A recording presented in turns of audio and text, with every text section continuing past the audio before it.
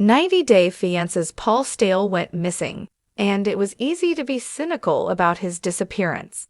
He's no stranger to publicity stunts. 90-Day Fiancé celeb Paul Staehle isn't known for his normalcy and his history of erratic behaviors, the reason why it was so easy to dismiss Paul's recent missing crisis as a publicity stunt. He's done some strange things on screen and off. His turbulent relationship with Karine Staehle, now known as Karine Martins, put him in the spotlight. It was difficult to watch Paul, who has poor coping skills. He appeared to display signs of mental illness.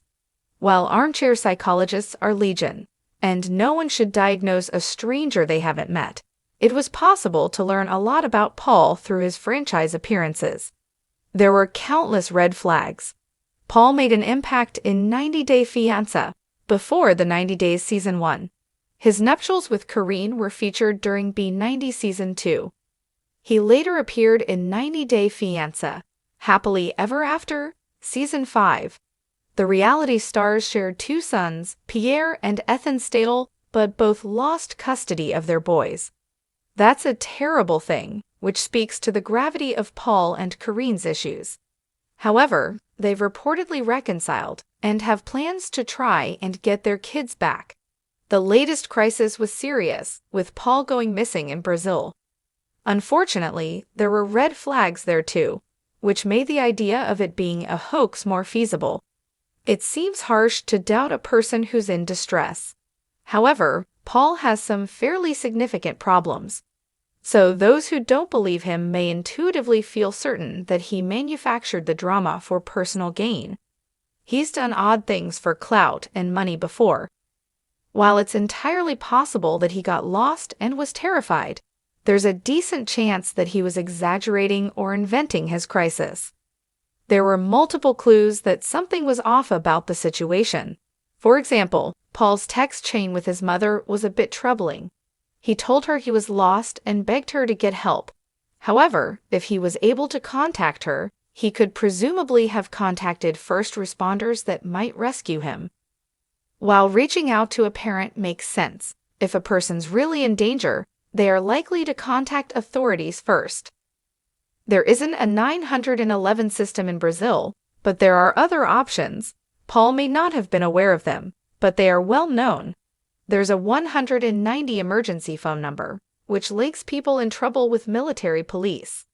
Firefighters, 193, ambulance, 192, and civil defense, 199, are also available. Shouldn't Paul have used whatever phone battery power he had to contact one of these groups? Also, Karine added a really crass life insurance post to Instagram, as seen in the screen grab above. Who would post something like that if they weren't participating in a hoax? It's just so offensive. It seems very ghoulish, since Paul had only recently gone missing. While the sentiment expressed about life insurance wasn't wrong, the timing was terrible. It made her appear to be someone who was already counting the dollars she'd get if Paul was dead. Even she isn't that tone-deaf, is she? So her post could be an attempt to inject major drama into a cooked-up scenario. The soap opera that's Paul and Karine keeps rolling like a freight train, but there are frequent derailments. If Paul's Brazil drama is revealed to a hoax, it'll be one more black mark that becomes a part of their checkered past. It probably won't help them get their kids back either. Paul went low when he said he'd post a paternity test online. Someday, his son will have to read all that, and it won't feel good that his dad doubted his mother that way. When Paul's not acting like a fool with paternity test chatter, he's accusing Karine of abuse, or she's doing the same to him. These two don't have filters, and they've aired their dirty laundry over and over again. It's just so wrong to put a paternity test online, turning a child's life into a Jerry Springer episode.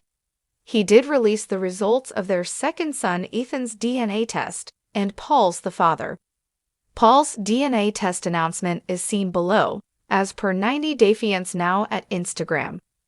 While no one could call this a classy move, Paul could have been trying to drum up some cash. He wanted to live stream the results, which feels like a money grab. It's definitely a publicity stunt, and one that calls his judgment and moral compass into question. He's accused Karine of infidelity. He's gone missing. He's been called an abuser. Paul's a loose cannon whose choices are often baffling. It's possible that he is, as the saying goes, crazy like a fox. However, it's just as possible that he has real issues and needs help. Karine might benefit from counseling too. If this duke gets help from compassionate therapists, they might be able to see the error of their ways. Possibly, they could make better decisions in the future. When they start doing that, the odds of their sons being reunited